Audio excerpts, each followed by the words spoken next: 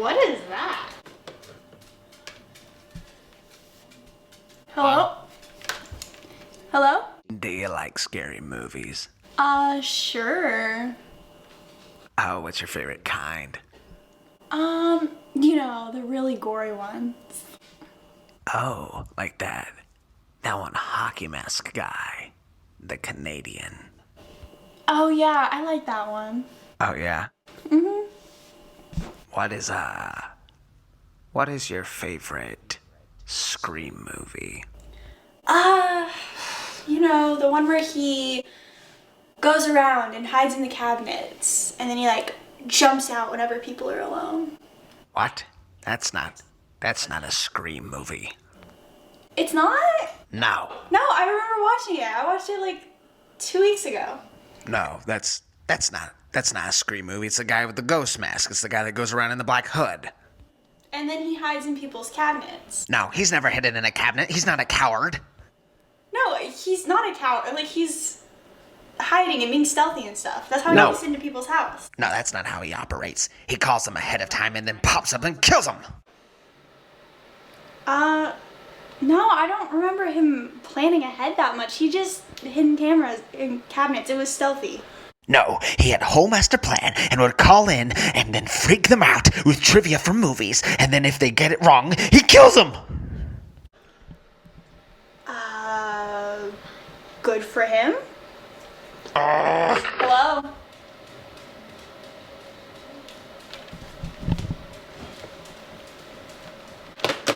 Babe, we freaking watch these movies together. I had you sit down and watch every single one. Every single one! Which movies were these again? These were the movies with the guy in the ghost face, and then he comes around and kills people. But you don't know who he is. Do you remember that? I was going to reenact it. I had some hostage out here, but now I have to let him go. Because you couldn't get a freaking reference right. Do you have a hostage out there? Yeah, I have a hostage out there. What? Wait, I'm still confused. Which movies are these? These movies are pristine movies. These are the movies that talk about the horror genre and just changes it. Flips it on its head. Talks about you can't go off by yourself and say, I'll be right back, because someone's gonna get freaking knifed. I've never been knifed, and I've gone off alone. You weren't in a horror movie yet. Now you're in my horror movie. Which one is this? This one I call Scream 8. Oh, so you scream 8 times. That's interesting. That's Scream. No, that's not how it works. But then why would it be Scream 8? Because Do you even it's the 8th of a series. Do you even? Babe, we watched all 4 of them. Were these those movies you watched while I was on my phone? Because I get distracted easily. Are you serious? I see my phone and I'm like, oh. Are you actually serious? Yeah. Babe, I was talking to you throughout the movie. I was like, watch this part. Oh my goodness, it's so freaking good. And you were on your phone the whole time? Yeah, I smiled and nodded. That's common sense. You're not paying attention. Oh, well, that's it. Okay, yeah. It's time for... Oh, what are you doing? Mom, Dad! Who are you? Who's this kid? I don't know. He just appeared there. What are you doing here? This is my house. Who are you two? This is my house. Who are you? Who are you? What? Wait, who's this kid? I don't know. How did you get What in my are house? you doing here? I had the perfect plan and everything. You're very freaky. Well, I did my job. Are you the guy my dad plays poker with? No. Oh, well. Who's that? Oh my gosh! Who's your dad? What are you doing? Cool mask. This looks like the Michael Myers mask. Oh. Okay, babe. I could not afford the real mask. That's my bad. That's not the real mask? That's not the real mask. But if you would... It's not the right mask. If you would remember what the movie I showed you. So many tiny details. I showed you. It's a long mask. It looks like a freaking knife if you look at it right. Are you? That kind of looks like a knife if you look at it. No, right? it doesn't. It looks like the Phantom of the Opera. That's the Phantom of the Opera. That's all I can afford. I mean, there's so many different masks. Like, how No, is this it's not vanilla? passable. That's not the Scream mask. That's not gonna kill you. Yeah, please don't.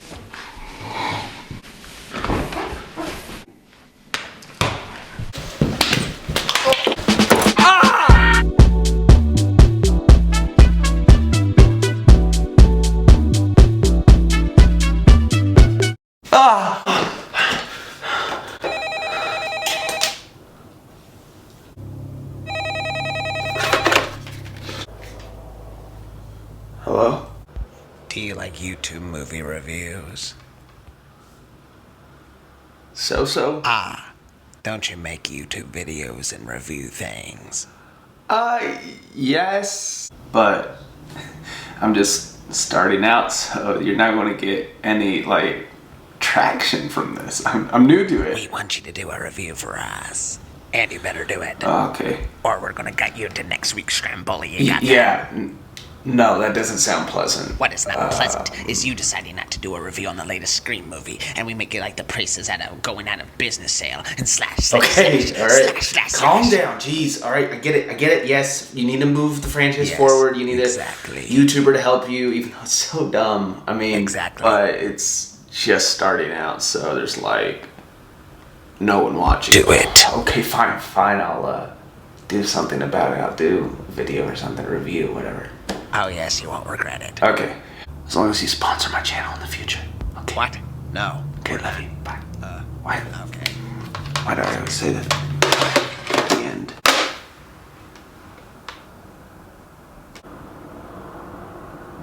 Oh, hello, I'm just another reviewer, and welcome to my non-spoiler, and then spoiler review of Scream 5.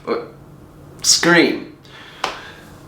Why do they keep making the titles like this? It's so confusing. Scream 2022, Scream 22, whatever you want to call it, is directed by Matt Bettinelli-Elpin and Tyler Gillett. This is the first movie in the franchise to not be directed by the late, great master of horror, Wes Craven, who created this series along with Nightmare on Elm Street and a lot of other famous horror movies. He passed away in 2015, sadly. It stars some new faces, including Jenna Ortega, Melissa Barrera, and Jack Quaid, along with some returning cast members from the series, Neve Campbell, David Arquette, and Courtney Cox. The film follows these characters as they try to unmask a new Ghostface killer who has shown up 25 years after the original murders in Woodsboro, California. So how is it? Is it a good movie? Is it a fun time?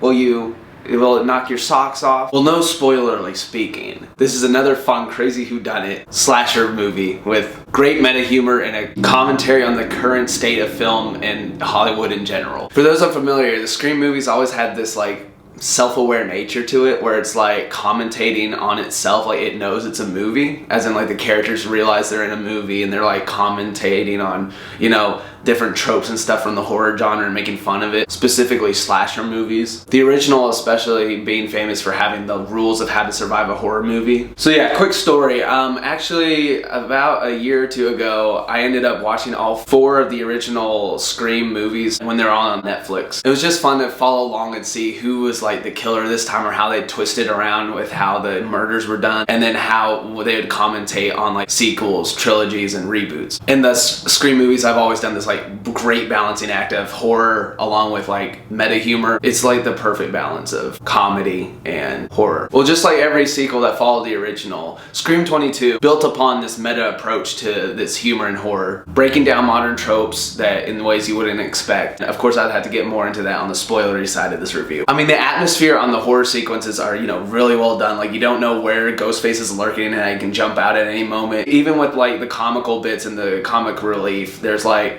just those terrifying moments of dread of knowing, you know, he could be around any corner. And yet, you know, the characters in the lighter moments love poking fun at itself, and it's just this perfect balancing act.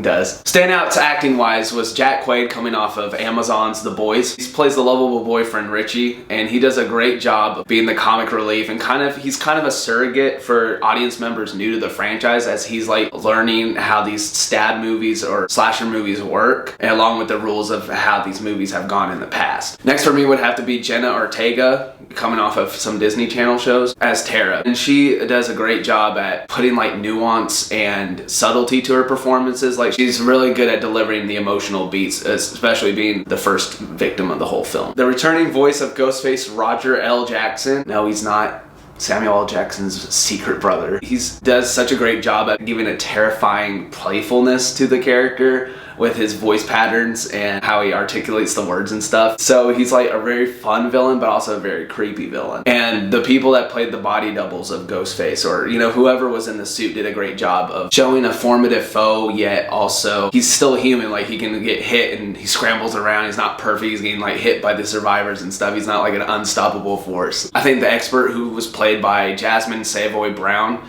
was really good. She came off very snarky and was very good with the character. And then David Arquette is fun as the returning Dwight Dewey Riley from the past films. Even though he comes off a little grizzled, yet he's still like warm and a humble guy. All the other characters are entertaining and played well, or at the very least maybe a few are like passable. Specifically Vince, that drifter named Vince or whatever his name was, that showed up a few times. He came off as an over the top caricature to me. Like, he just seemed too over the top. And then Melissa Bear as the lead, I felt like she just came off a little too flat and wooden. Her deliveries and how she would conversate just felt really dry. Her voice came off as like a Disney princess cadence at times, which was interesting, but I just felt like it fell flat. And on a really personal note, I could not stand the character of Amber. She just came off as annoying and a little too snooty for my liking. I mean, if they're going for this character, if this is what she was supposed to be like, then Mindy Madison did a great job, but dang, I was so annoyed with her existence, honestly. The blood and practical effects are really brutal and really gives the entity of Ghostface a ferociousness of like, he is someone you don't want to mess with. There was also some great through-line themes and concepts that the film tackles that I can't really get into with spoilers, but without spoiling anything, there's like a bunch of talk about the state of franchise fandom, Hollywood sequels, along with following in the sins of the father, which comes up. And speaking of which, we're about to get to some spoilers, so if you haven't seen the movie, please go see it. And before you get out of Dodge, I would recommend you, of course, seeing the movie, and that it is a good movie, a pretty great movie actually. I'd highly recommend it if you like whodunit mystery type films along with horror, because it always seems like it's a celebration of horror when a Scream movie comes out, where it's like messing with the tropes and what's big around this time and stuff. Spoilers, so get out, you have 3 seconds. 1, 2, 3, okay. Is everyone gone? So here's another reason why Jack Quaid is my favorite actor in this movie. I think his twist into as being one of the Ghostface killers was just, he did such a great job. He really sold the maniacal nature. He really came off as Stu from the original with that laugh and stuff. But even though he was crazy and stuff, he was still like entertaining and kind of still a comical relief character, even though he did come off a little annoying at times. I could see him coming off as annoying. Like, he didn't annoy me personally, but I could see people getting annoyed by him. And it was just interesting with the whole mystery aspect of it, because when seeing the mini TV ads and stuff on YouTube and TV, I always thought Jack Quaid looked like the most sketchiest. I don't know why, from the posters and stuff, he looked the most sketchiest. Along with, I felt like his physique really matched a Ghostface killer for some reason. I know that's like shouldn't matter, because anyone could like get underneath and stuff, but he just came across as that. And then in the movie, when he was coming off too relatable, I was starting to realize, I was like, wait, this seems like a red herring. But he just ended up being my second suspect after a while because of his sketchiness. That being said, my number one suspect, I got this by luck kind of, but oh my goodness, Amber as the killer, I'm so happy she was the killer. Not only because she annoyed me to death. When she was mentioning how she was overprotective about Tara and like hinted at that, I thought literally they were going to touch on that and be like, oh, you're the killer, but they're saying that to someone else as having a motive, which threw it off. But I was like, why didn't they touch on that? Because that's like a clear motive. And I held on to that motive the whole time. And then I held on to the idea that with her being the face at the beginning that's seen by the killer, as in like she's like possibly the first, another one of the first victims, I thought it would be a cool idea as a writer, like if I was to write this movie, if somehow she was with them. You know, just with that little interesting idea I had, I like stuck with it and I just lucked out and it ended up being her. And she ended up being involved with the killers, but I don't know, I was proud of that, but still it was just luck. But they did a good job of hiding who it was, throwing curveballs and red herrings at other characters and stuff. Also really like the nature of exploring requels, reboots, sequels, or whatever. But I like the concept of them exploring requels with like the legacy characters and new blood characters that are tied to old characters. There's a lot of nods to Star Wars and the latest Halloween movies. Especially that scene where they talk about The Last Jedi subtly, with the 8th stab being where fans did not like it. And then the name for the 8th stab movie being reverted back to the original, which is a nod to this movie as well.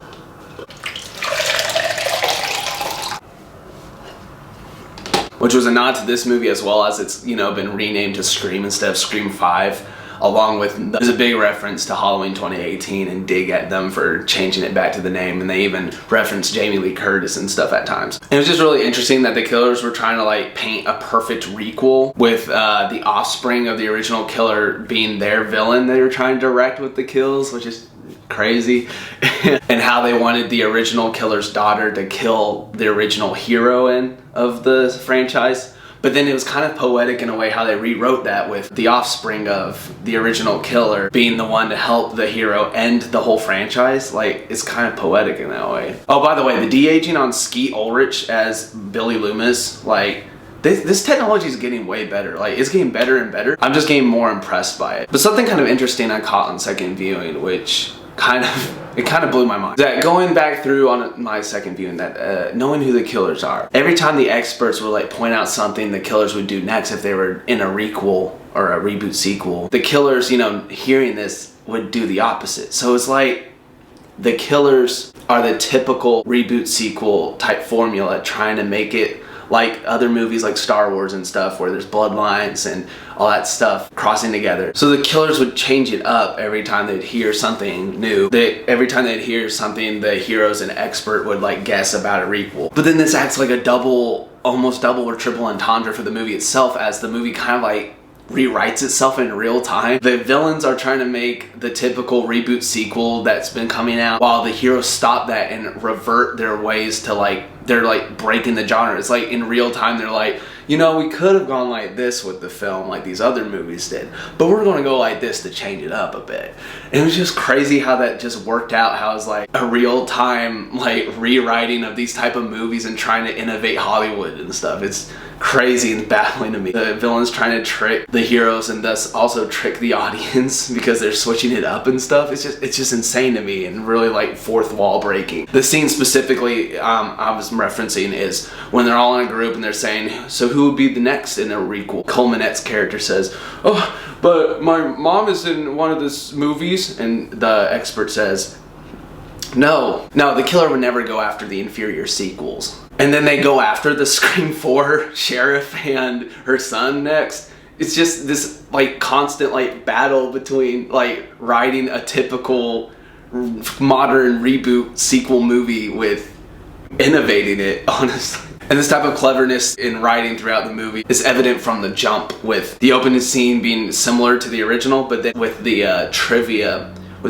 game. It not only hints to the obsessive fanboy motives of the killers, but it also acts as a refresher to events of the past movies and what happened so far in the franchise for new people, just to catch them up a little bit, which was pretty nice. Which is much better than what could have been done, which is like a scene where they're like talking about it and stuff. Instead, they put it into a very suspenseful like opening scene and got it out of the way, which is nice to do that. Also, the villains being a commentary on toxic fandom was pretty well done. Even if it was like touched on, I feel like a little too shortly, like they explained it too fast, but I feel like it's just great for them to touch on the obsessiveness of fans, how obsessed fans have gotten over the years. Specifically the situation with The Last Jedi being where Star Wars fans didn't get their usual fanfare or a traditional story from them. It resulted in fans freaking out and sending cast and crew members death threats and just trashing their name and stuff just for something they worked on. The property is so freaking important, and it's more important than these people's jobs and lives. And it echoes perfectly with these villains and their obsession with the Stab franchise. I found it to be a pretty prevalent conversation on the state of movie franchises. Also, the slight touching on elevated horror and how that subgenre of horror movies has slowly risen to the top, has become more and more popular over the years with things like The Babadook, Hereditary, Midsommar, was a nice touch, especially showing that slashers have diminished in, you know, quality and frequency as that subgenre has died down. Some might even see this film as an attempt to revitalize the slasher genre. So hopefully it does well. A few notable scenes I want to touch on real quick. It includes the fake jump scare scene where the character Wes is going throughout the house, you know, looking, doing stuff in the kitchen, and this music keeps constantly building up and framing the screen like someone's about to pop out of nowhere behind when he closes the door and stuff. And it was so well done. It was a way to make fun of what we come to know about modern horror movies with jump scares and stuff, and then while also being able to make fun of it at the same time, build an actual suspenseful scene, because you don't know. You're like, oh, I thought I knew when he's going to pop up, and now I don't know where he's going to pop up. So it was just very clever. Another scene is the phone tracking scene where the guy's tracking his girlfriend's location into the bushes outside the house. I felt like it was a good modern take on a suspenseful slasher scene. And then I absolutely love, in the following sentence, where the expert Mindy Meeks is sitting down watching a movie, a reenactment of her uncle watching a movie, trying to tell the person in that movie that the killer's behind them. So it's like this three, like a movie within a movie within a movie, the movie we're watching type thing, where they're all at once like, there's someone behind you, you idiot, ah! It was so well done and so fun, and then it was a good way to build some suspense too. In the end, Scream 22 is a fantastic movie with the perfect well-balanced tone, innovative storytelling, and meta humor. Some great acting from a majority of the cast, and a well-balance of the old legacy characters coming in, even though I wish they would have at least a few more minutes, especially Neve Campbell and Courtney Cox, because I felt like they were barely in the movie. The only drawback I'd say to the movie is the stale acting coming from the lead and a few of the other characters. It felt like the movie on certain conversations wanted it to be a more emotional, impacting moment than it actually was. Specifically, I'm thinking of the reunion of Gail and Dewey, where it was supposed to be an accumulation of what's been happening to them, but since we didn't know what was happening to them between movies, it acted more of like a catch-up exposition scene, though it still was nice to hit some emotional beats. Other than that stuff, it's a great whodunit meta slasher with a great commentary on the movie franchises in Hollywood right now, and horror movies in general and where they're at. I'd give it an 8 on first viewing, but after a second viewing, it bumped up a little bit till I would give it a 9, but then the stale acting, especially with, you know, how much screen time the lead gets and how flat it is to me, it pulls it back to an 8.5 in my opinion. And then one final quick note, I mean, it's impressive that it gets enjoyable with every watch, because a lot of mystery whodunit movies, once you know the mystery of it, sometimes you can see a lot more plot holes and how it fell apart. But in this case, it made it more interesting to figure out what was going on and to crack open some of the themes that the movie was going for. So it's impressive that it got, on repeat viewings, it got even better with watch. But yeah, what did you think about the movie? What was your favorite part? What would you rate it out of decibels, out of screams? A long scream, short scream, a loud scream, a quiet scream? But yeah, you guys should definitely go see this movie, because there's not that many movies coming out the next few weeks, and it's definitely one worth seeing. So this has been just another reviewer, and now I have to take a phone call. Hello, Alright, I did what you asked. I did the hello. stupid... Why do you keep leaving this landline everywhere? No one uses this anymore. The landline is the vinyl of telecommunication. Well, whatever. That's a weird comparison. Anyway, I did what you asked, and even changed my shirt a little bit to Oh, I like that. appease you, or Really screams your weird 96. fashion sense. So, am I off the hook? No. Well, yes. For now. For now. We see a promising future in this partnership, so expect that phone to be ringing again and again. Well, can you at least stop and by again to and get rid of this again stupid landline? and I don't have no again use for it. And again and again and again. Or- and again and again. Now hear me out. And again. I just don't answer the phone anymore. Goodbye. Wait.